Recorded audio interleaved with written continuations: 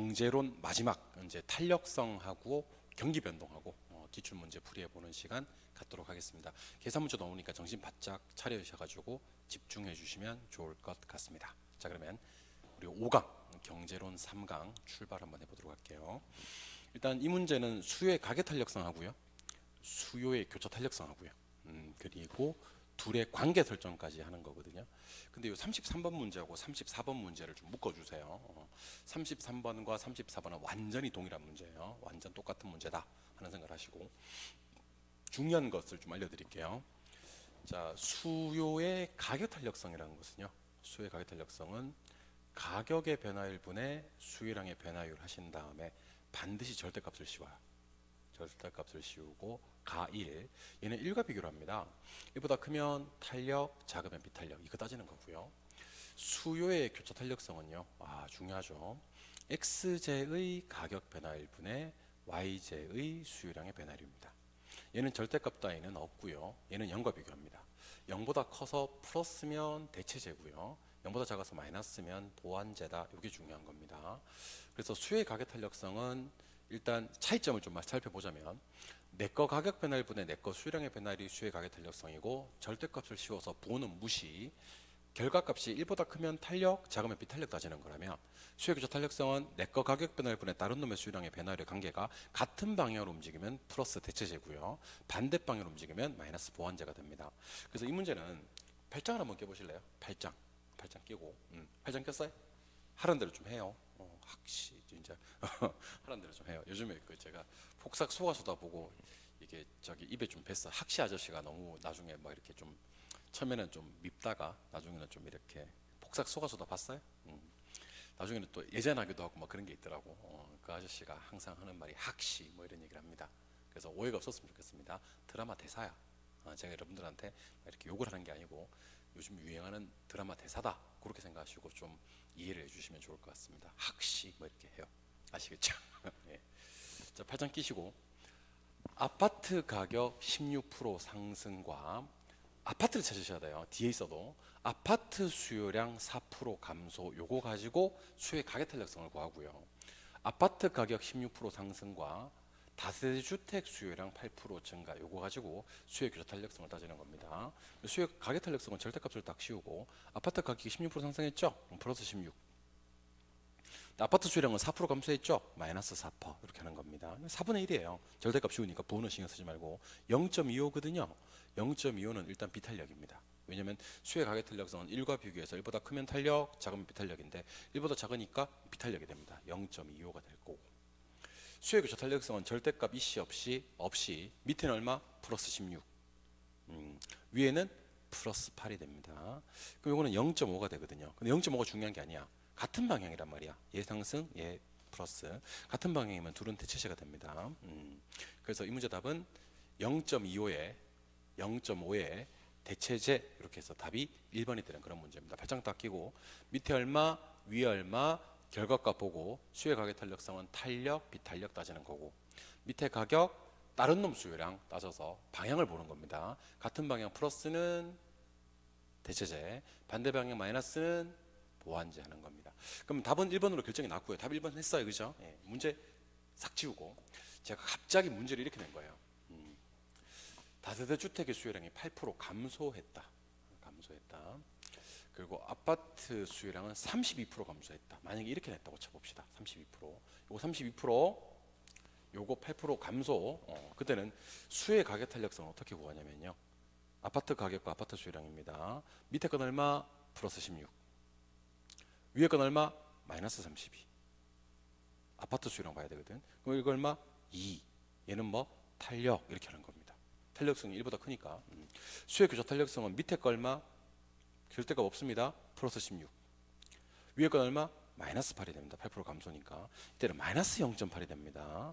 마이너스 0.5가 됩니다. 마이너스 0.5가 되면서 얘는 보완제, 이렇게 해야 되는 겁니다. 그래서 제가 지금 하고 싶은 말이 무슨 말인지 아세요? 교차 탄력성이 2이면서 보완제가 될 수가 없어요. 교차 탄력성이 2이면서 보완제가 될 수가 없다고. 교차 탄력성 앞에 꼭 마이너스가 붙을 때만 보완제가 될 수 있다는 것도 알고 계셔야 됩니다. 플러스와 마이너스가 만나면 마이너스가 되니까요. 플러스 될 때만 플러스가 되고 대체제가 되고요. 플러스 마이너스 되면 보완제가 된다는 것도 알고 계셔야 됩니다. 그래서 33번 문제는 사람이 세상을 살다 보면 틀릴 수도 있습니다. 그죠? 그런데 2번 체크하거나 4번 체크하시면 안 돼요. 교차 탄력성이 2일 때 보완제가 될 수는 없어요. 마이너스 2이면서는 보완제가 될 수 있지만 플러스 2이면서 보완제가 될 수는 없다 하는 생각을 하셔야 되는 겁니다. 그래서 2번 체크하거나 4번 체크하신 분들은 이해력이나 암기력이 떨어지시는 분들이 아니라 나쁜 사람이에요. 학시, 나쁜 사람입니다. 나빠요. 기억하시기 바랍니다. 34번 문제도 완전히 똑같은 문제니까 자, 팔짱 끼시고 수의 가격 탄력성. 이번에는 제대로 줬어요. 아파트 옆에 아파트 붙였어요. 자, 출발하겠습니다. 얘는 절대값을 씌웁니다. 수의 가격 탄력성은 아파트 가격이 10% 상승할 때 플러스 10%. 아파트 수혜량 5% 감소했다. 마이너스 5%. 하지만 얘는 0.5고 비탄력입니다. 1보다 작으니까. 근데 아파트 가격이 10% 상승했어요. 플러스 10%. 오피스텔 수혜량은 8% 증가했습니다. 플러스 8%. 얘는 0.8이 되거든. 그리고 둘은 대체제가 된다. 이렇게 해야 되는 겁니다. 그러니까 33번, 34번은 진짜 10초 컷이 가능했으면 좋겠습니다. 이름하여 수요의 가격 탄력성, 수요의 교차 탄력성 콜라보 문제입니다. 수요의 가격 탄력성은 내거 가격 변화율분의 내거 수요량의 변화율 절대값 1과 비교해서 1보다 크면 탄력, 작으면 비탄력을 따지는 거고, 수요의 교차 탄력성은 내거 가격 변화율분의 다른 놈의 수요량의 변화율을 따져서 결과값이 플러스면 대체제 같은 방향입니다. 결과값이 마이너스면 보완제 반대 방향입니다. 기억을 하셔야 됩니다. 그럼 일단 비탄력이 나와야 되고요. 비탄력이 나와야 되고 0.5니까. 그리고 교차 탄력성은 0.8이면서 대체제가 나와야 됩니다. 0.8이면서 대체제가 나와야 됩니다. 이것도 마찬가지입니다. 0.5이면서 보완제가 될 수는 없어요. 0.8이면서도 보완제가 될 수는 없습니다. 교차 탄력성은 마이너스가 나올 때만 보완제지 플러스이면서 보완제일 수는 없다. 2번 체크하시거나 4번 체크하신 분 어떤 사람? 이제 알죠? 학시 나쁜 사람. 그렇게 기억을 해주시는 겁니다. 33번과 34번은 개당 문제 푸는데 10초 컷이 가능했으면 좋겠습니다. 35번 문제. 35번 문제는 풀기 전에 이 문제가 무슨 문제인지를 알았으면 좋겠습니다. 이 문제는 그 유명한 수요량 전체 변화율을 묻는 문제예요. 제가 뒤에도 수요량 전체 변화율 묻는 문제 하나 더 박아놨거든요. 그러니까 전체 수요량의 변화율 하셔도 되고 수요량 전체 변화율 하셔도 되는 겁니다. 요거 잠깐 연습 좀 하고 올게요, 여러분들. 이거 좀 중요합니다. 여러분들 수요와 관련되는 탄력성은 종류가 딱 3개 있어요.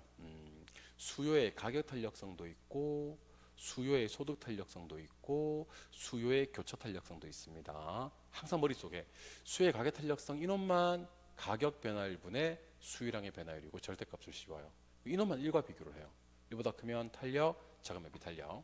수요의 소득 탄력성은 공식이 소득의 변화율분의 수요량의 변화율인데 얘는 절대값이 없어요.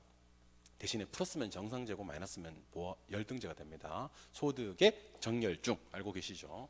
교차의 대보독으로 갑니다. X제 가격 변화율분의 Y제 수요량의 변화율은 수요의 교차 탄력성이 되고 얘도 마찬가지입니다. 교소형. 교차 탄력성과 소득 탄력성은 0과 비교를 해서 플러스면 무슨 제? 얘는 정상제, 얘는 대체제. 마이너스면 얘는 열등제, 얘는 보완제가 됩니다. 그래서 세팅값 소득의 정열중, 교차의 대보독, 우리 편 이겨라 이렇게 하시면 된다 그랬죠. 소득에는 정열중이 답입니다. 교차에는 대보독이 답입니다. 근데 우리 시험은 대부분 정상제를 가정합니다. 우리 시험은 대부분 대체제를 가정합니다. 이유는 정상제와 대체제만 가정해도 우리 수험생들 거의 환장하고 틀립니다, 여러분들. 그래서 정상제 대체제만 나오는데 시험에서 가격이 상승했습니다. 그래요. 소득이 증가했습니다. 그래요. 그리고 대체제 가격을 상승시켰습니다. 그래요. 색깔 바꿉니다. 가격이 상승되면 수요량은 마이너스 됩니다. 자, 수요 법칙에도 수요의 가격 탄력성에도 수요 법칙은 적용된다 그랬죠. 동그라미 칠게요. 소득 탄력성은 소득을 증가시키면 수요량이 플러스 됩니다. 정상제는 그래요. 대체제는 한 놈 가격이 상승되면 다른 놈 수요량은 증가됩니다. 플러스 할게요. 그래서 동그라미가 수요량인데 요거 3개 계산하는 것을 우리는 뭐라 부르냐면 전체 수요량의 변화율이라고 합니다. 경우에 따라서는 수요량 전체 변화율이라고도 합니다. 그래서 여러분들은 어떤 걸 계산해 주셔야 되냐면 가격을 올렸을 때는 마이너스 되는 수요량을 계산해 주는 겁니다. 그게 수요 법칙이니까. 소득을 증가시켰을 때는 플러스 되는 수요량을 계산해 주는 겁니다. 대체재 가격을 상승시켰을 때는 플러스 되는 수요량을 계산해 주는 겁니다. 이해하셨습니까? 그래서 요거 세 개 계산하는 것을 우리는 전체 수요량의 변화라고 한다. 가격 올렸을 때 마이너스 되는 수요량, 소득 증가됐을 때 플러스 되는 수요량, 대체재 가격 상승시켰을 때 플러스 되는 수요량을 계산하는 것을 우리는 전체 수요량의 변화율 이렇게 부른다는 것을 알고 계시면 좋을 것 같습니다. 이해하셨죠? 그러면 정리를 한번 해보도록 할게요. 자, 이 문제는 수요의 가격 탄력성은 0.99, 교차 탄력성은 0.5래요. 근데 가격은 2% 상승하고요. 오피스텔 가격이 4% 상승했다. 이건 대체재 가격으로 봐야 됩니다. 내 거는 지금 아파트인데 대체재 가격을 지금 5% 상승했다는 얘기입니다. 자, 그러면 내 거 가격 상승했고 가격 탄력성 0.9 아닙니까? 이거 곱한 것만큼은 수요량이 마이너스 돼야 됩니다. 그래서 수요량을 계산하면 해볼게요. 수요량은 29, 그러면 마이너스 1.8% 해야 됩니다. 자, 가격이 상승되면 수요량이 감소되는 게 수요 법칙이에요. 근데 대체재 가격은 5% 상승했는데 교차 탄력성은 0.5예요. 55, 그러면 플러스 2.5입니다. 그래서 여러분들은 항상 이 생각하셔야 됩니다. 가격이 상승될 때는 수요량은 감소, 대체재 가격 상승되면 수요량은 증가. 요거 두 개 계산하는 것을 우리는 플러스 얼마가 됩니까? 0.7이 되거든요. 그래서 정답은 얼마가 되냐면 전체 수요량의 변화율은 0.7%가 증가된다라고 해야 됩니다. 사실은. 그래서 0.7% 답은 1번입니다. 그래서 이 문제 다시 한번 풀 때 가격 상승한 거랑 가격 탄력성 곱한 것만큼은 수요량이 마이너스, 수요 법칙이에요. 대체재 가격 상승한 거랑 교차 탄력성 곱한 것만큼은 수요량은 플러스. 원래 대체재는 가격이 상승하는 순간 내 거 수요를 증가시켜 버립니다. 그거 두 개 계산한 것을 우리는 전체 수요량의 변화율이라고 합니다. 이것을 조금 더 어렵게 낸 게 36번 문제입니다. 36번 문제는 난이도가 약간 상입니다. 상이긴 한데 일단 이 문제는 뭘 물은 문제냐면 수요의 소득 탄력성을 물은 문제예요. 일단 공식을 제가 좀 써드릴게. 수요의 소득 탄력성을 구하는 공식은 소득의 변화율분의 수요량의 변화율입니다. 소득의 변화율분의 수요량의 변화율입니다. 근데 아까 그 전체 수요량의 변화를 했던 걸 응용을 한번 해볼 건데 여기 보니까 소득이 5% 상승을 했대요. 5%. 그럼 소득은 플러스 5가 되는 겁니다. 그럼 우리는 뭐만 알면 이제 동그라미 수요량만 알면 수요의 소득 탄력성을 구할 수가 있습니다. 그래서 제가 동그라미를 하나, 둘, 셋, 네 개를 할게요. 네 개를 하고 마지막 동그라미는 전체입니다. 자, 잘 들어요. 지금 제가 동그라미 친 게 수요량입니다. 수요량. 자, 그러면 머릿속에 이 생각하셔야 됩니다. 가격을 올리면 수요량은 어떻게 됩니까? 그러면 마이너스. 소득을 올리면 수요량은 어떻게 됩니까? 플러스. 대체재 가격을 상승시키면 수요량은 어떻게 됩니까? 플러스. 요거 세 개 계산하는 것을 우리는 전체 수요량의 변화율이라 그래요. 한 번 더. 가격 올렸을 때 마이너스 되는 수요량과 소득 올렸을 때 플러스 되는 수요량과 대체재 가격 상승했을 때 플러스 되는 수요량을 계산한 것을 전체 수요량의 변화율이라고 합니다. 근데 이때 수요의 가격 탄력성은 0.5래요. 수요의 교차 탄력성은 0.3이래요. 근데 가격도 소득도 이번에는 아파트가 대체재가 됩니다. 오피스텔이니까 대체재 가격도 싹 다 5%씩 상승시켰을 때 전체 수요량이 플러스 1%다. 이거는 1% 증가라고 봐야 됩니다. 여기 전체가 나왔잖아 지금 플러스 1%. 그래서 우리 아까는 전체 수요량의 변화를 구했었는데 이번에 전체 수요량의 변화율이 플러스 1%라고 되어 있습니다. 한번 가볼게요. 수요의 가격 탄력성은 0.5인데 가격을 5% 올렸습니다. 그럼 55, 그럼 마이너스 2.5 해야 됩니다. 가격을 올리면 수요량은 감소되거든. 교차 탄력성입니다. 대체재 가격도 5% 올렸는데 교차 탄력성은 0.3입니다. 그러면 대체재 가격도 5% 올렸으니까 53, 그럼 플러스 1.5가 됩니다. 여기까지 계산하면 마이너스 2.5에 플러스 1.5면 마이너스 1이거든요. 근데 옆에 보니까 플러스 1이 됐잖아요. 마이너스 1이 돼야 되는데 플러스 1이 되면 소득 때문에 플러스 2가 와야 됩니다. 플러스 2가 와야 됩니다. 이걸 여러분들이 계산하셔야 됩니다. 이거를. 좀 어렵죠, 그죠? 처음엔 어려운데 이게 나중에 됩니다, 여러분들. 자, 다시 가격 올리면 수요량은 마이너스 2.5%, 대체재 가격 올리면 수요량은 플러스 1.5%, 이까지 마이너스 1%. 근데 결과값은 플러스 1%. 근데 플러스 2%가 와야 되는데 방금 이거 구한 거예요. 플러스 2%. 자, 수요의 소득 탄력성은 소득의 변화율분의 수요량의 변화율이거든요. 그래서 여기도 플러스 5%거든. 소득이 5% 증가됐으니까 5분의 2니까 이거는 0.4가 됩니다. 소득 탄력성은. 답은 2번이 되는 그런 문제입니다. 그래서 나중에 풀 때는 요걸 갖다가 여러 번 반복할 거 아닙니까? 그죠? 나중에 풀 때는 자, 가격이 오른 것 때문에 수요량은 마이너스 2.5%가 됩니다. 이렇게. 대체재 가격 증가된 것 때문에 상승한 것 때문에 수요량은 플러스 1.5%가 됩니다. 소득 증가 때문에 얼마 될지 모릅니다. 하지만 전체 수요량은 플러스 1%가 됩니다. 그럼 관도 얼마가 와야 됩니까? 그러면 이게 마이너스 1이라 그랬지. 플러스 1이 되려 그러면 플러스 2가 되고 소득의 탄력성은요. 소득 변화분의 수요량의 변화인데 소득도 아까 5% 상승했다 그랬거든요. 5분의 2 해서 0.4 이렇게 푸는 겁니다. 나중에는 제가 요렇게 써서 이렇게 구할 수 있게끔 만들어 드릴 테니까요. 지금은 36번 문제는 정답이 2번이고 조금 난이도가 높았다 정도만 기억을 해두시면 좋을 것 같습니다. 난이도 상자리입니다. 기억을 하시고 37번 문제도 한번 가보도록 할게요. 37번 수요 공급의 탄력성에 대한 설명이다. 옳은 것을 찾아라 그랬습니다. 자, 잘 보시고 수요의 가격 탄력성은 가격의 변화율분의 수요량의 변화율이고 결과값은 1과 비교를 합니다. 종류는 5개입니다. 1일 때는 단위 탄력, 1보다 크면 탄력, 작으면 비탄력, 0이면 완전 비탄력, 무한대는 완전 탄력인데 우리 어떨 때 완전 비탄력이라고 하고 어떨 때 완전 탄력이라고 하는지 알려드리겠습니다. 자, 가격을 변화시켰습니다. 가격이 변화됐습니다. 그럴 때 수요량이 무한히 크게 변하는 경우가 있습니다. 무한히 크게 변하는 경우가 있고요. 수요량이 불변하는 경우가 있습니다. 안 변하는 경우가 있습니다. 가격을 변화시켰을 때 수요량이 무한히 크게 변하는 경우를 탄력성과 무한대라고 해서 이걸 완전 탄력이라고 그래요. 가격이 변해도 수요량이 안 변하는 경우가 있거든요. 탄력성 0, 이거는 완전 비탄력이라고 합니다.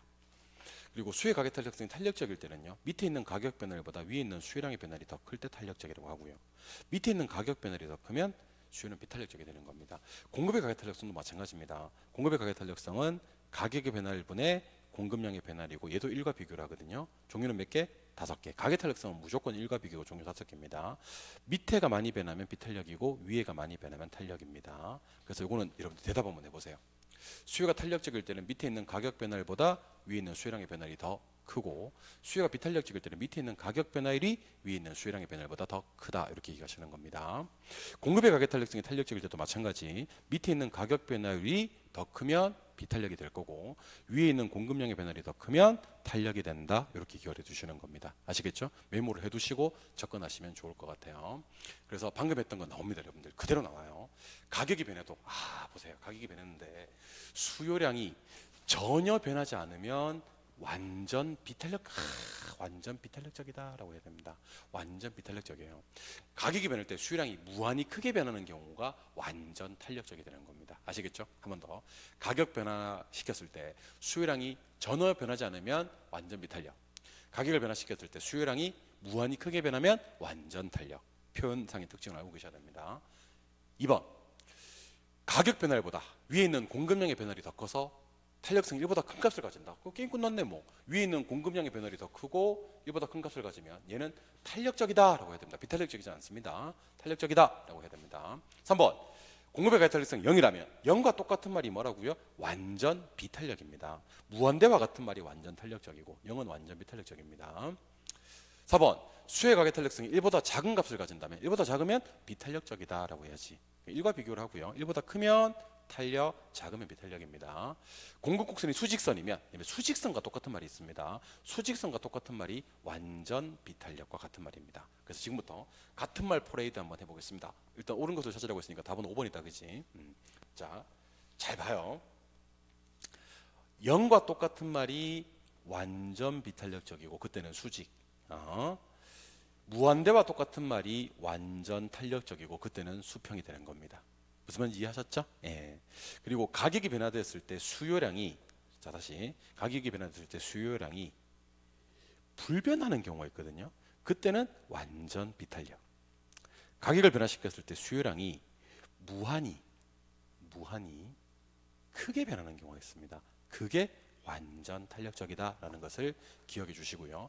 밑에 있는 가격 변화율보다 위에 있는 수요량이 변화율이 더 크면 탄력이 되는 거고요. 밑에 있는 가격 변화율이 위에 있는 수요량의 변화율보다 더 크면 비탄력이 되는 거고요. 둘이 같으면 단위 탄력이 되는 겁니다.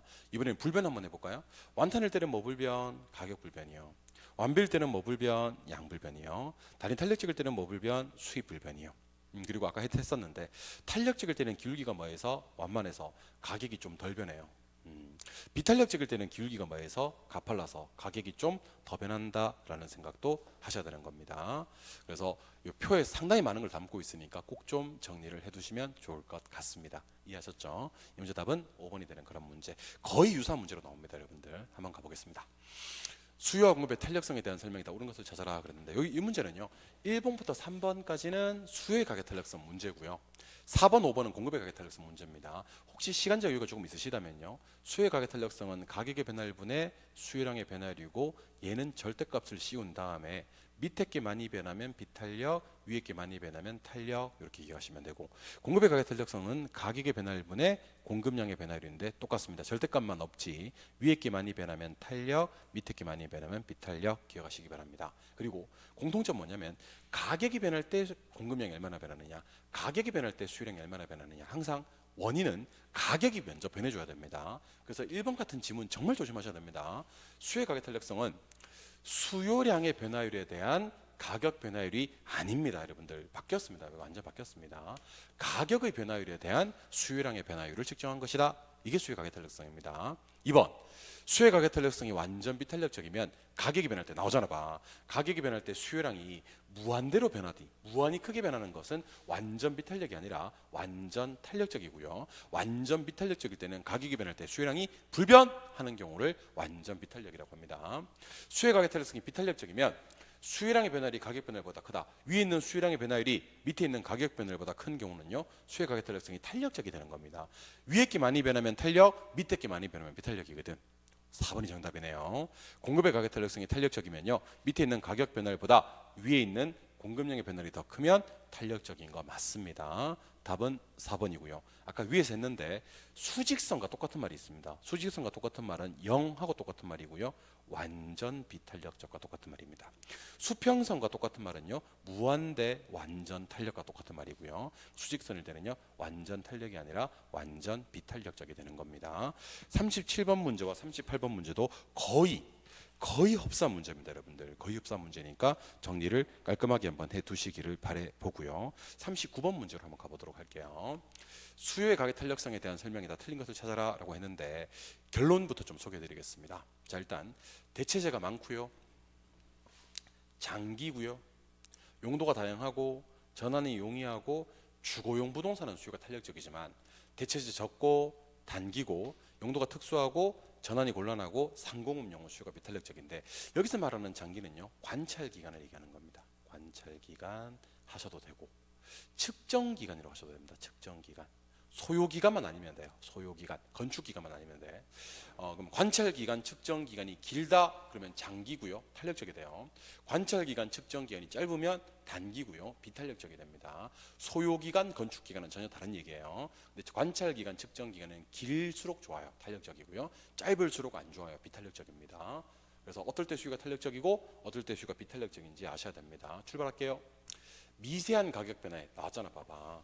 가격이 변했는데 수요량이 무한히 크게 변하는 경우를 완전 탄력적이라고 합니다. 수요량이 불변인 경우는 완전 비탄력적이고 대체재의 존재 여부는 수요의 가격 탄력성을 결정하는 중요한 요인 중 하나고요. 결론적으로 대체재가 많거나 대체재가 있으면 수요가 탄력적이고요. 대체재가 적거나 없으면 비탄력적이 되는 겁니다. 3번 관찰 기간이 길어질수록 그랬습니다. 이건 장기예요. 관찰 기간. 측정 기간이 길어질수록 또 괜찮아요. 관찰 기간, 측정 기간은 길수록 좋은 거예요. 그럼 장기고 수요 탄력성은 커진다. 장기일 때는 탄력적이 된다라고 기억을 하시는 겁니다. 답은 3번이 되는 그런 문제가 되고요. 용도가 다양하면 탄력성이 커져서 탄력적이고요. 수요 가격 탄력성이 비탄력적이라는 것은 좀 귀찮아도 가격 변화율분의 수요량의 변화율 하시고 절대값을 씌우면 수요 가격 탄력성인데 비탄력적이면 밑에 게 많이 변해야 됩니다. 그래서 밑에 게 많이 변하니까 밑에 있는 가격 변화에 비해 위에 있는 수요량의 변화율은 작아야 돼요. 수요량의 변화율이 작아야 됩니다. 왜냐하면 가격 변화율이 더 커야 되거든요. 그래서 가격 변화율은 크고 수요량의 변화율은 작을 때 비탄력이란 말을 씁니다. 예, 좋습니다. 그래서 비탄력은 가격 변화율 크고요. 수요량의 변화율은 작아야 됩니다. 오케이. 이 문제 답은 관찰 기간이 길어질수록 장기를 얘기하는 거고요. 장기일 때는 더 탄력적이다 기억해 주시기 바랍니다. 관찰 기간 하셔도 되고 측정 기간 하셔도 됩니다. 40번 문제도 한번 가보도록 할게요. 40번. 부동산 매매 시장에서 수요와 공급의 탄력성에 대한 설명이 다 틀린 것을 찾아라 그랬습니다. 이번에는 가격이 변했잖아요, 그죠? 근데 수요량이 무한히 크게 변했어요, 고정됐어요? 고정, 불변을 얘기하는 겁니다. 그때는 완전 탄력이 아니라 완전 비탄력이라고 해야 됩니다. 틀린 거 찾아보고 있으니까 답은 1번. 0과 똑같은 말이 있다 그랬죠? 완전 비탄력, 기울기는 수직, 모두 같은 말입니다. 0, 완비, 수직 모두 같은 말입니다. 수의 가격 탄력성이 비탄력적이면, 자, 수의 가격 탄력성은 가격의 변화율 분의 수요량의 변화율 절대값인데, 비탄력적일 때는요, 밑에 있는 게 많이 변해야 돼요. 그래서 가격 변화율보다 수요량의 변화율이 더 작다. 예, 맞습니다, 여러분들. 밑에 있는 가격 변화율은 크고 위에 있는 수요량의 변화율은 작아야 됩니다. 수요 곡선이 수직선과 똑같은 말 아까 했었잖아. 완전 비탄력이다 그랬죠. 공급의 가격 탄력성이 탄력적이면 가격 변화율 분의 공급량의 변화율이 공급의 가격 탄력성이거든. 근데 탄력적이면요, 밑에 있는 가격 변화율보다는 위에 있는 공급량의 변화율이 더 크다. 공급량의 변화율이 더 큰 것을 탄력적이라고 하는 거 맞습니다, 여러분들. 기억을 해두시고 답은 1번이 되는 그런 문제가 됩니다. 이번에는 41번 문제를 가보도록 할 건데, 요거 정리를 좀 하셔야 됩니다. 자, 우리 여기 보니까 어떤 표현이 등장하냐면 전체 수입이라는 표현이 등장하죠. 전체 수입. 전체 수입은 편안하게 들으시면 됩니다. 시험 문제 이렇게 나옵니다. 1번. 자, 수요의 가격 탄력성을 1과 비교합니다. 여기 1번 타자예요. 2번. 임대료를 어떻게 한다? 이렇게 나옵니다. 뭐 임대료는 상승할 수도 있고 뭐 하락할 수도 있죠. 3번. 수입이 어떻게 된다? 이 전체 수입 문제입니다. 전체 수입 문제는 첫 번째는 수의 가격 탄력성을 1과 비교합니다. 두 번째는 임대료를 어떻게 한다. 꼭 임대료로 나오더라고요. 수입이 어떻게 된다. 수입이 증가된다 또는 감소된다 이렇게 나옵니다. 근데 결론부터 좀 소개해드리면 탄력적일 때는 좀 저가 전략이 좋고요. 수입을 증가시키고요. 임대료를 하락시키는 전략. 비탄력적일 때는 고가 전략이 좋아요. 즉 임대료를 상승시키는 전략. 근데 단위 탄력적일 때는 앞에서도 했지만 수입이 불변합니다. 그래서 수의 가격 탄력성이 1보다 클 때는 임대료를 하락시키는 게 수입을 증가시킬 수가 있고요. 임대료를 상승시키면 오히려 수입이 감소됩니다. 수의 가격 탄력성이 1보다 작을 때는 비탄력적이잖아, 그죠? 그때는 임대료를 상승시키는 것이 수입을 증가시킵니다. 그래서 탄력적일 때는 무슨 전략? 저가 전략이 좋고요. 비탄력적일 때는 무슨 전략? 고가 전략이 좋습니다. 하지만 탄력성이 1일 때가 있죠. 단위 탄력적일 때. 그때는 수입이 불변한다라는 생각을 기본적으로 하셔야 됩니다. 그래서 옳은 걸 찾아야 되는데 수의 가격 탄력성이 1보다 작대요. 그럼 비탄력적이잖아, 그지? 여기다가 비탄력을 생각하시고 비탄력적인데 임대료를 어떻게 해버렸냐면 상승시켜 버렸습니다. 잘했어요. 비탄력적일 때는 임대료 상승시키는 게 수입이 증가됩니다. 수입은 감소되지 않고 증가된다라고 기억을 하시면 좋아요. 2번 대체재가 있대요. 있으면 좋아요. 대체재가 있으면 대체재가 없는 경우보다 더 탄력적이 된다라고 해야 됩니다. 대체재 있으면 탄력적 이렇게 얘기하시는 겁니다. 3번은 살짝 건너뛰고 4번 수의 가격 탄력성은 단기에서 장기로 갈수록 장기일 때 더 탄력적입니다. 장기일 때 더 탄력적입니다. 장탄 단비는 수요 공급 모두에 적용이 됩니다. 장기일 때는 탄력, 관찰 기간, 측정 기간입니다. 단기일 때는 비탄력, 장탄 단비로 기억하세요. 용도 전환이 용이할수록 탄력성은 커진다라고 해야 됩니다. 용이할수록 탄력성은 커져요. 탄력적이 됩니다. 용이하기로 유명한 부동산이 주거용 부동산입니다. 주거용 부동산은 다른 상업용, 공업용 부동산에 비해서 전환이 훨씬 쉽고 탄력적이 됩니다. 3번은 그냥 제가 필기를 하나 해드릴 테니까 이거 그대로 한번 써보시기 바랍니다. 중요한 건 아니에요. 집에 딱 한번 나왔어요. 여러분들 세로축이 가격이고 가로축이 양이지 않습니까? 그죠? 근데 수요 곡선은 어떤 모양입니까? 그러면 여러분들은 우하향한다 이렇게 하시면 됩니다. 우하향. 근데 여기서 탄력성을 측정하면 무조건입니다. 무조건 0이 나옵니다. 그리고 여기서 탄력성을 측정하지 않습니까? 그럼 무조건 무한대가 나옵니다. 요 가운데 어디쯤에 탄력성 1이 있습니다. 그래서 수의 가격 탄력성은요. 요점, 요점, 요점. 그러니까 점을 어디 찍느냐에 따라서 탄력성은 다르다라고 해야 됩니다. 같은 수요 곡선상이라도요. 어떤 점인지에 따라서 탄력성은 다르고 탄력성은 이렇게 가면 갈수록 탄력성이 커지기 시작해요. 탄력성이 커진다. 그래서 여기 0부터 시작해서 가면 갈수록 탄력성은 커지기 시작해서 이때는 무한대가 되는 겁니다. 그래서 3번이 그 얘기입니다. 우하향하는 선분, 이게 우하향하는 선분입니다. 주어진 수요 곡선일 경우에 곡선상 측 특정 지점이 달라지면 가계 탄력성은 다르다라고 하는 겁니다. 그러니까 같은 수요 곡선상에서도 점을 어디 찍느냐에 따라서 탄력성은 달라지고요. 여기서 절로 가면 갈수록 탄력성은 커진다라고 한번 들었던 기억만 있으면 돼요. 아시겠죠? 중요한 건 아닙니다. 같은 수요 곡선상이라 할지라도 수요의 가계 탄력성은 다르다. 그래서 이 문제는 제가 3번 얘기하려고 여러분들한테 소개드리는 문제는 아니고 1번부터 5번까지 맞는 답으로 고치면서 실력 향상을 도모하자는 얘기예요. 1번, 수요의 가계 탄력성이 1보다 작으면 비탄력적이고 그때는 임대료를 상승하는 건 잘하는 짓이에요. 수입이 증가된다. 2번, 대체재가 있으면 없는 경우보다는 수요가 탄력적이 된다. 3번은 맞는 표현입니다. 우하향하는 선분이라 하더라도요, 곡선상의 측정 지점이 달라지면 수요의 가계 탄력성은 다릅니다. 4번, 일반적으로 수요의 가계 탄력성은 단기에서 장기로 갈수록 더 탄력적이 됩니다. 5번, 용도 전환이 용이한 주거용 부동산은 탄력적이거든요. 탄력성은 커진다라고 해야 되는 겁니다. 무슨 말인지 이해하셨죠? 깔끔하게 정리하셔야 합니다. 기억을 하시고요. 이번에는 42번 문제인데 42번 문제는 소득의 변화율을 묻는 문제입니다. 자, 근데 제가 이 문제는 소득의 변화율을 묻는 문제다. 소득에다가 네모를 좀 치세요. 저랑 똑같이 네모 한번 쳐봐. 네모를 묻는 문제예요. 소득의 변화율. 근데 혹시 몰라서 제가 이거 한번 소개해 드릴게요.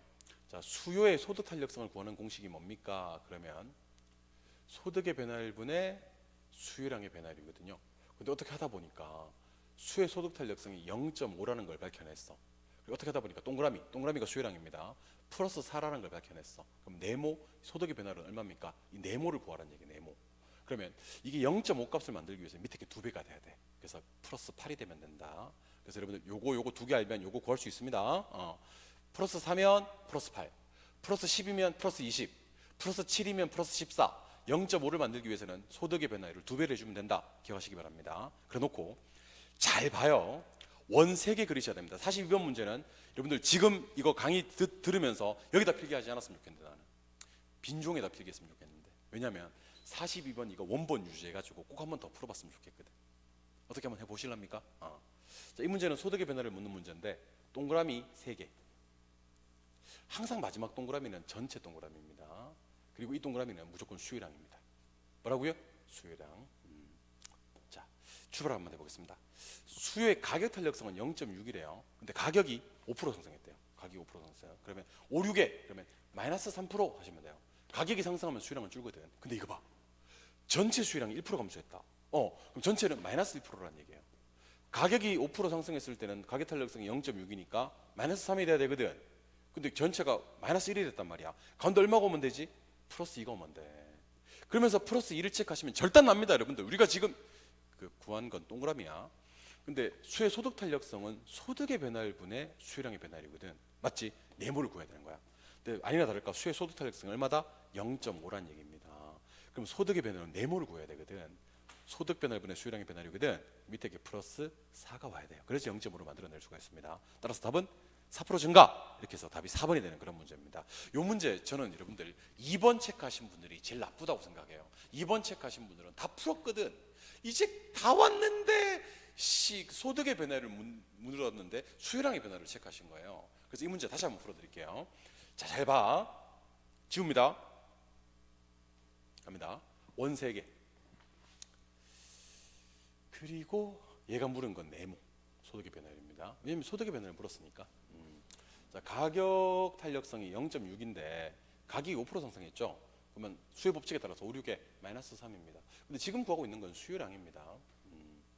근데 전체 수요량이 나왔어요. 전체 수요량은 1% 감소했대요. 그러면 가격 때문에는 마이너스 3인데 전체 수요량이 마이너스 1이니까 소득 때문에 플러스 2가 와줘야 됩니다. 선생님 플러스 2인지 어떻게 알았어? 그러면 더 이상 할 말은 없습니다. 제가 마이너스 3인데 마이너스 1을 만들려고 그러면 플러스 2가 와야 됩니다. 수요 소득 탄력성이 얼마라고요? 0.5라고요. 그럼 밑에 게 플러스 4가 와야 된다고요. 소득의 변화율은 네모를 구하는 문제거든요. 이건 또 죄송합니다. 네모를 구하는 문제거든요. 동그라미 구하는 문제가 아니거든요. 동그라미는 수요량이거든요. 그래서 이렇게 제가 했던 대로 다시 한번 풀어보시기를 간절히 바라봅니다. 연습하셔야 되고요. 43번 문제도 풀어보도록 할게요. 43번 문제하고 44번 문제는 둘 다 아까 한번 풀어봤던 문제예요. 똑같은 문제입니다. 수요량 전체 변화율 묻는 문제고요. 똑같은 문제입니다. 전체 수요량의 변화율을 묻는 문제입니다. 같은 문제입니다. 완전히 똑같은 문제니까 43, 44 이렇게 묶어 놓으세요. 두 개를. 묶어 놨습니까? 자, 일단 가격 올리면 수요량은 마이너스, 정상제일 때 소득 올리면 수요량은 플러스, 대체제일 때 한 놈 가격 올리면 다른 놈 수요량은 플러스. 요거 마이너스 플러스 플러스를 계산하는 것을 전체 수요량의 변화율이라고 합니다. 자, 갈게요. 그 보겠습니다. 수의 가격 탄력성은 0.9, 수의 소득 탄력성은 0.5. 근데 가격이 2% 상승했습니다. 2.9 그럼 마이너스 1.8 하시면 됩니다. 가격이 상승하면 수량은 감소합니다. 그럼 소득은 4% 증가했잖아. 4.5 그럼 플러스 2.0 이렇게 하시면 됩니다. 계산하면 플러스 0.2가 나오거든요. 이게 그 유명한 전체 수량의 변화율입니다. 전체 수량의 변화율은 1번입니다. 여러분들이 해야 될 작업은 마이너스 요 작업하고 플러스 요 작업만 하시면 돼요. 가격 올릴 때는 수량 마이너스, 소득 올릴 때는 수량 플러스. 그거 두 개 계산한 것을 전체 수량의 변화율 이렇게 하는 겁니다. 이 문제가 난이도 중이라면 44번 문제는 난이도 상인데 상이라고 해서 어렵지는 않습니다. 여러분들 똑같은 문제거든요. 자, 보세요. 가격 탄력성은 0.6, 소득 탄력성은 0.4, 교차 탄력성은 0.2. 탄력성 3개 나왔고 전부 다 가격도 소득도 여기서는 오피스를 대체제로 봅니다. 대체제 가격도 전부 다 3%씩 상승을 했을 때 전체 수요량의 변화를 구하라 그랬습니다. 그러면 일단 36에 그러면 여러분들은 마이너스 1.8 이렇게 하는 겁니다. 마이너스 1.8, 34 플러스 1.2라고 해야 됩니다. 그 다음에 32 플러스 0.6 해야 됩니다. 그래서 가격 올렸을 때면 수요량 마이너스고요. 소득을 증가시키거나 대체제 가격을 상승시키면 수요량은 플러스 됩니다. 요거 계산하는 것은 마이너스 1.8에 플러스 1.8이 되어서 0이 됩니다. 답은 변화 없음이 되는 그런 문제입니다. 저는 여러분들이 44번 문제를 어떻게 푸는 사람이 되었으면 좋겠냐면 팔짱 딱 끼고 있다가 마이너스 1.8 플러스 1.2 플러스 0.6 변화 없네 0 답은 5번 이렇게 할 수 있는 사람이 되었으면 좋겠습니다. 얼마나 멋있게요. 참. 그래서 그 43번 문제도 어떻게 풀었으면 좋겠냐면 팔짱 딱 끼고 있다가 가격 2% 올랐네. 29 마이너스 1.8 소득 4% 증가했네. 45 플러스 2.0 이렇게 하신 다음에 0.2가 남네. 플러스 0.2 답은 1번 이렇게 풀 수 있는 사람이 되었으면 좋겠습니다. 이 두 문제를 팔짱 끼고 푸는 사람이 되기를 간절히 소망해 봅니다. 아시겠죠? 경기 변동 관련되는 문제. 사실 경기 변동은 뭐 제가 풀어드리는 것보다도 여러분들이 가볍게 좀 보시면 좋습니다. 일단 제가 요거는 좀 소개해드리겠습니다. 인플레이션이 뭡니까? 라고 물으면요.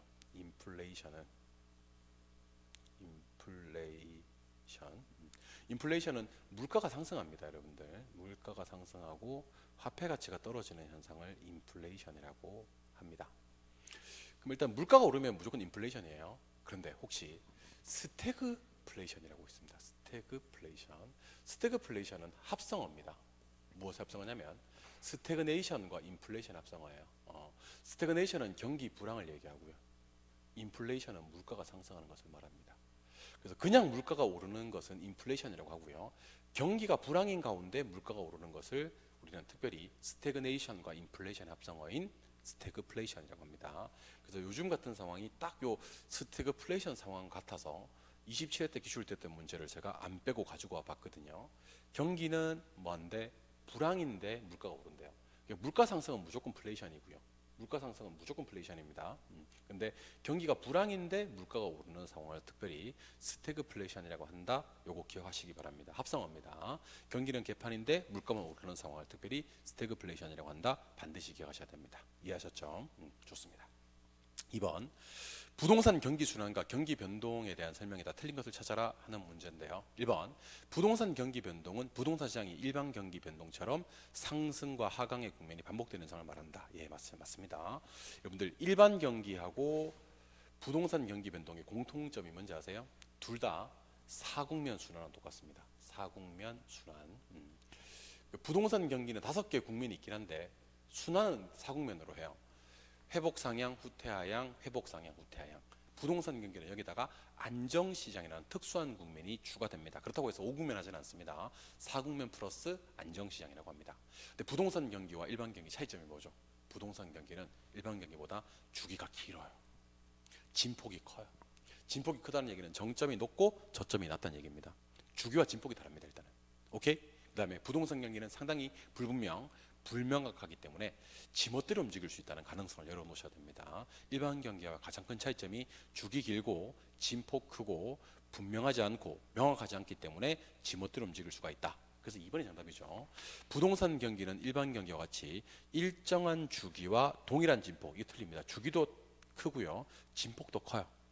그리고 규칙적 안정적이 아니라 불규칙, 불분명, 불명확입니다. 불규칙, 불분명, 불명확. 이게 틀렸네요. 답은 2번이고요. 3번은 맞는 표현입니다.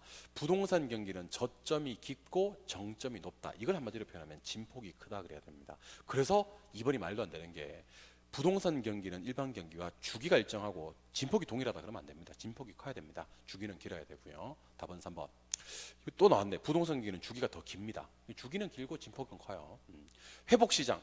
회복시장은 옛날 가격이 새로운 거래 하한선이 됩니다. 여러분들. 하한선. 근데 정말 조심하셔야 될 게 있습니다. 회복시장은 매도자 중시가 맞거든요. 근데 그 전까지 누가 중시가 되었었냐면 매수자가 중시되다가 이제 회복시장에 오면서 매도자 중시로 변화된다라는 표현. 요거 꼭 한번 연습하셔야 됩니다.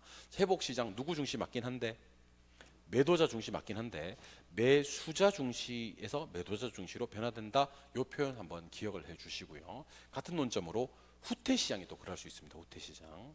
후퇴시장도 누구 중시가 맞냐면 매수자 중시가 맞습니다. 여러분들. 그런데 그 전까지 누가 중시되다가 매도자가 중시되다가 매수자 중시로 변화된다. 이 표현상의 특징을 반드시 기억하셔야 됩니다. 그래서 회복시장 매도자 중시는 맞는데 오른쪽에 박아 놓으세요. 수에서 도로 바뀌는 시장이고요. 후퇴시장은 도에서 수로 바뀌는 시장이다. 이렇게 기억을 해주시면 좋을 것 같습니다. 아시겠죠? 그래서 회복시장은 두 개만 기억하시면 됩니다.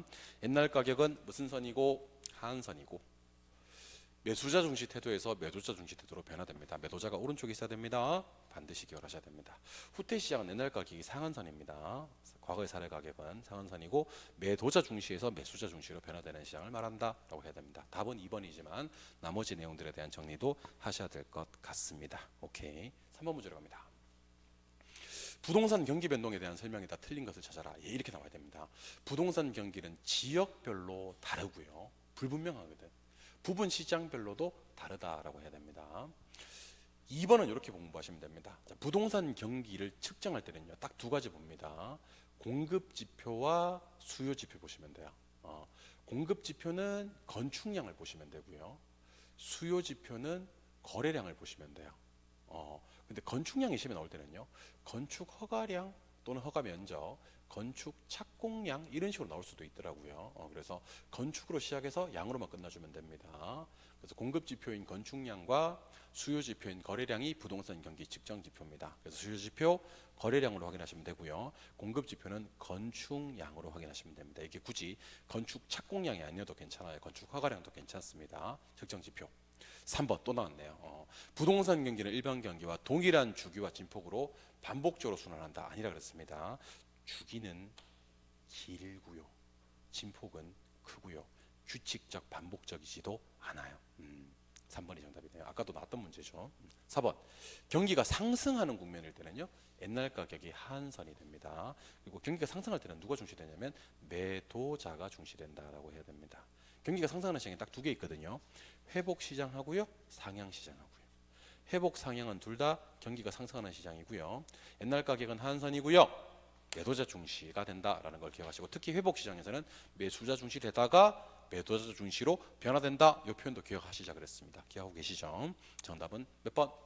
정답은 3번이 되는 그런 문제죠. 4번 문제로 갑니다. 부동산 경기 변동에 대한 설명이다. 옳은 것을 찾아라 그랬습니다. 자, 부동산 가격이 지속적으로 하락하고 거래량이 감소되는 시장은 상향이 아니라 하향 시장에 대한 설명입니다. 꼭 기억하셔야 될 것 같고, 후퇴 시장에서는 경기 상승이 지속적으로 진행이 돼서 정점에 도달한다 그랬습니다. 이건 후퇴 시장이 아니라 요게 상향 시장에 대한 설명입니다. 3번 하향 시장에서는 건축 허가가 지속적으로 증가된다. 건축 허가가 지속적으로 증가되는 시장도 상향 시장입니다. 4번 회복 시장. 이거 여러분들 외우셔야 됩니다. 어디에서는요? 회복 시장에서는요, 매수자 중시 태도에서 매도자 중시 태도로 바뀌는 시장이 맞습니다, 여러분들. 요거 지문 그대로 기억하셔야 됩니다. 회복 시장은 매도자 중시가 맞는데 매수자가 심해 뜰 수도 있어요. 매수자 중시에서 매도자가 오른쪽에 있어야 됩니다. 매도자 중시로 바뀌는 시장이 맞습니다. 연습 꼭 하셔야 됩니다. 답은 4번. 5번. 안정시장은 가격이 안정돼 있거든요. 그래서 과거의 사례 가격을 상한선, 하한선이라는 말을 쓰지 않고 새로운 거래의 기준으로 활용한다 그래요. 그래서 새로운 거래의 기준 또는 신뢰할 수 있는 기준이라는 표현을 씁니다. 상한선, 하한선이라는 말을 절대로 쓰지 않습니다. 안정시장은 부동산에만 존재하는 고유의 국면이고요. 절대로 순환하는 시장이 아니다. 그래서 부동산 경기 변동을 얘기할 때는요, 사국면 플러스 안정시장이라고 하지 절대로 오국면 하지 않는다는 것도 알고 계셨으면 좋겠습니다. 이해하셨죠? 예, 문제 답은 4번이 되는 그런 문제. 이번에는 5번 문제입니다. 부동산 경기 변동에 대한 설명이다. 틀린 것을 찾아라 그랬습니다. 자, 여러분들 부동산 경기하고 일반 경기하고 공통점이 있다 그랬죠. 일반 경기 공통점은 회복 상향 후퇴하향의 4가지 국면, 여기까지는 공통점이고 플러스 안정시장이라 그랬습니다. 일반 경기와 똑같은 4개 국면 외에도 안정시장이라는 국면이 있습니다. 부동산 경기 측정 지표는요, 건축량과 거래량을 보면 되거든요. 건축 허가 나와도 괜찮아요. 3번 부동산 경기는 저점과 저점 간의 지폭이 작다. 아닙니다, 여러분들. 요거 일반 경기라고 놓고 봤을 때 부동산 경기는 이렇습니다. 그래서 가로 세로가 다 크다. 주기는 길고 진폭이 크다. 한 글자 틀린 거예요. 부동산 경기는 일반 경기 변동에 비해서 정점과 저점 간의 진폭이 크다라고 했었어야 됩니다. 틀린 걸 찾아야 되니까 답은 3번.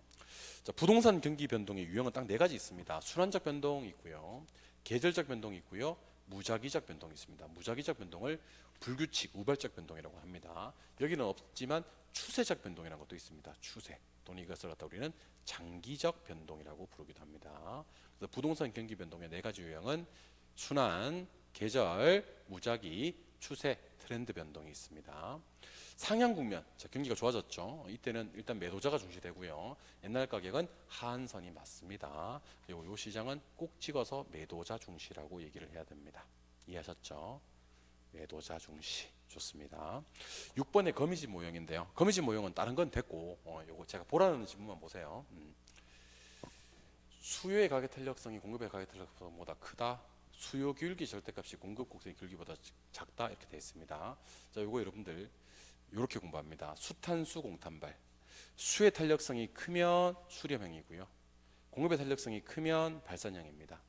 같으면 순환하고요. 그래서 거미집 이론에서 첫 번째로 암기해야 될 거 수탄수 공탄발. 수의 탄력성이 크면 수렴, 공급의 탄력성이 크면 발산. 탄력성은 큰 거 보시면 됩니다. 두 번째, 기울기 문제가 나오는 경우가 있는데 기울기는 작을수록 탄력적입니다. 기짝탄. 자, 한번 해볼까? 수요 기울기 있고 공급 기울기가 있는데 수요 기울기가 작으면 수요가 탄력적인 거예요. 수요 기울기가 작으면 수요 탄력. 그러면 이거는 수렴입니다. 공급 기울기가 작으면 공급이 탄력적인 겁니다. 기울기는 작은 걸 보셔야 돼요. 기짝탄. 기울기는 작을수록 탄력적이거든. 공급 기울기가 작으면 공급이 탄력적인 겁니다. 발산. 그래서 탄력성은 큰 거 찾아서 수의 탄력성이 크면 수렴, 공급의 탄력성이 크면 발산으로 기억하시고, 기울기는 작을수록 탄력적입니다. 3번 가기 전에 칠판 보세요. 우리 앞에서 수요 공급 함수가 떴어요. 수요 공급 함수에서 기울기 구하는 공식 기억하고 계십니까? 기, Q, P 개수분의 Q 개수를 기울기라 그래요. 그렇죠?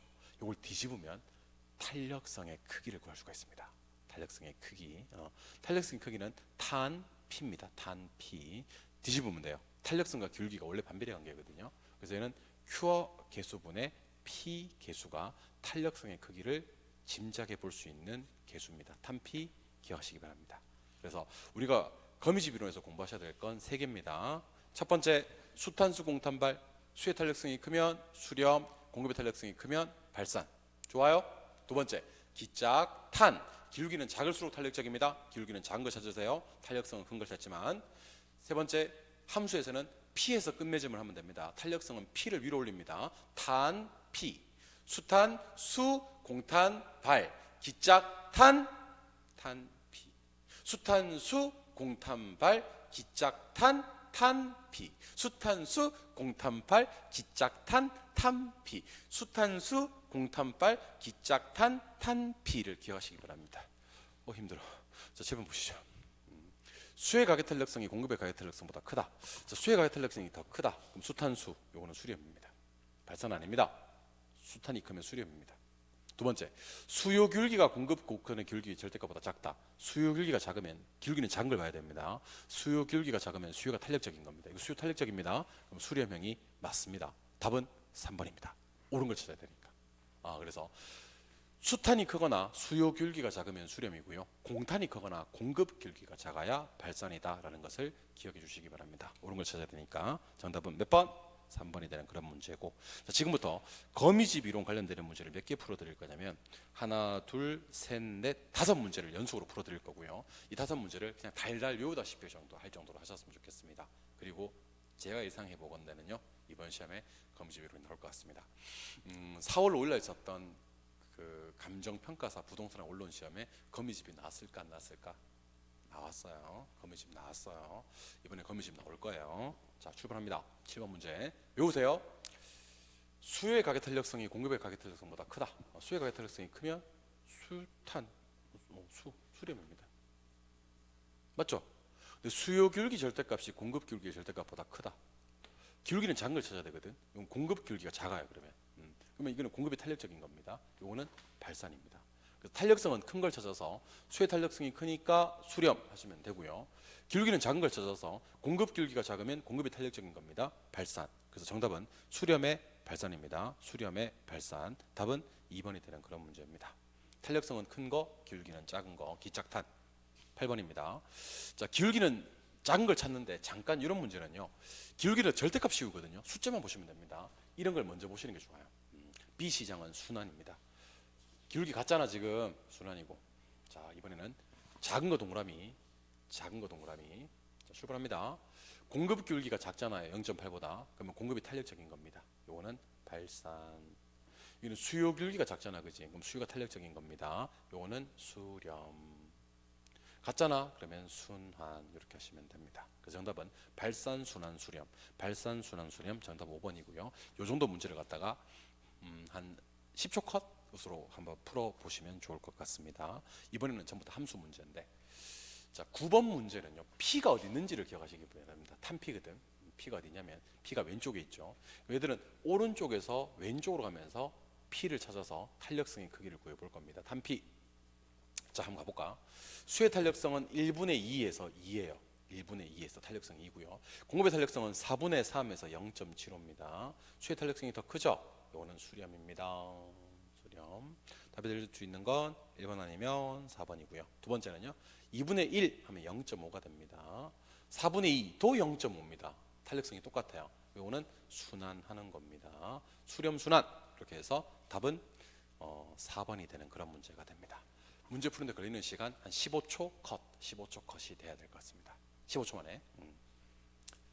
10번 문제. 10번 문제. 이번에는 왼쪽에서 오른쪽 가야 됩니다. P가 오른쪽에 있거든요. 그렇게 해서 탄력성의 크기를 구해볼 겁니다. 자, 가봅시다.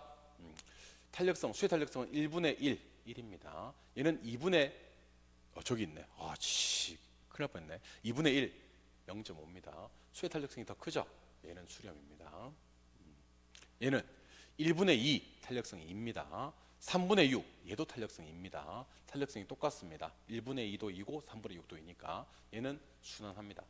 그래서 답이 나와버렸어요, 여러분들. 수렴의 순환이거든. 답은 1번이고요. 아까 했던 거니까 한번 대답해 봅시다. 자, 수요의 교차 탄력성을 구하는 공식이 있거든요. 수요 교차 탄력성은 A 가격 변화율 분의 B 수요량의 변화율이거든. 근데 A 가격이, 자 보세요. A 가격이 5% 상승했습니다. 밑에 건 플러스 5%. 근데 B 수요가 4% 하락했다. 사실은 문제가 좀 잘못 나온 거예요. 4% 감소라고 해야 됩니다. 수요는 증가 감소라는 표현을 쓰지 상승 하락이라는 표현을 쓰지 않습니다. 봐줍시다. A 가격은 5% 상승했고 B 수요는 4% 감소했습니다.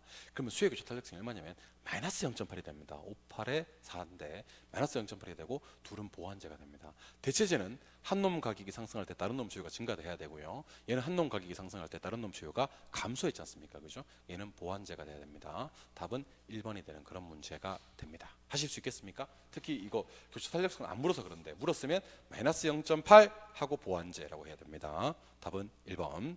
11번 문제. 자, 11번 문제는요. 왼쪽에서 오른쪽으로 가면서 P가 오른쪽에 있으니까 탄력성의 크기를 구해야 되는데 이런 문제는 진짜 신경 쓰지 마세요. 2분의 1은 0.5 하고 출발하면 됩니다. 자, 갈게요. 1분의 1, 1입니다. 1분의 4, 4입니다. 공급의 가계 탄력성이 더 크죠? 이거는 발산입니다. 1분의 2, 2입니다. 1분의 0.5, 0.5입니다. 수의 탄력성이 더 크죠? 이거는 수렴입니다. P에서 끝맺음한다. 탄비 기억하시고 발산 수렴이니까 답은 4번이 되는 그런 문제가 됩니다. 아시겠습니까? 예, 기억을 해주시기 바랍니다. 그래서 여러분들은 쌤 어떨 때는 왼쪽에서 오른쪽으로 가고 어떨 때는 또 오른쪽에서 왼쪽으로 가고 왜 그렇습니까? 하는데 함수 조건에 따라서 P가 왼쪽에 있는 함수 같은 경우는 오른쪽에서 왼쪽으로 가면서 탄력성 크기를 구하고요. Q가 있고요. P가 이렇게 오른쪽에 있는 것은 왼쪽에서 오른쪽으로 하면서 탄력성을 구하는 겁니다. P 보고 어디서 어디로 갈지를 판단해서 탄력성의 크기를 구한다. 기억해 주시면 좋을 것 같고 방금 풀어드렸던 거미집 이론 5문제는요. 달달 외다시피 할 정도로 기억을 하셔야 되고 분수가 나오면 꼭 소수로 바꿔주는 연습. 아까 2분의 1은 0.5, 2분의 3은 1.5 이런 것으로 바꿔준다는 연습을 해주시면 좋을 것 같습니다. 여기까지가 이제 부동산 경제론입니다. 힘든 산 좀 많이 넘으셨고요. 다음 기출 강의에서는 드디어 부동산 시장론으로 넘어가는 시간 갖도록 하겠습니다. 아시겠죠? 부동산 시장론은 주로 학자 정리 위주로 한번 지대론, 도시공간 구조론, 입지선정 이론 위주로 한번 공부를 하셔야 될 것 같습니다. 특히 이번 시험에서는 계산 문제에서 입지계수 LQ 하는 부분과 레일리와 허프의 소멸력 법칙, 확률 모형 쪽에서 계산 문제 나올 가능성이 상당히 높다 하는 것도 기억을 하시기 바라고 직전 시험이었던 35회 시험에서는 정보 현재 가치와 컨버스의 분기점 모형이 나왔기 때문에 이번 시험은 입지계수 LQ와 레일리 허프 계산이 유력하다는 생각도 하시면 좋을 것 같습니다. 다음 수업에서 자세하게 다뤄보도록 하겠습니다. 이번 영상은 이렇게 마무리하도록 하겠습니다. 점점 흥미를 더해가는 해설 끝판왕 기출문제 해, 끝, 기 강의였습니다. 다음 강의에서 만나요. 안녕.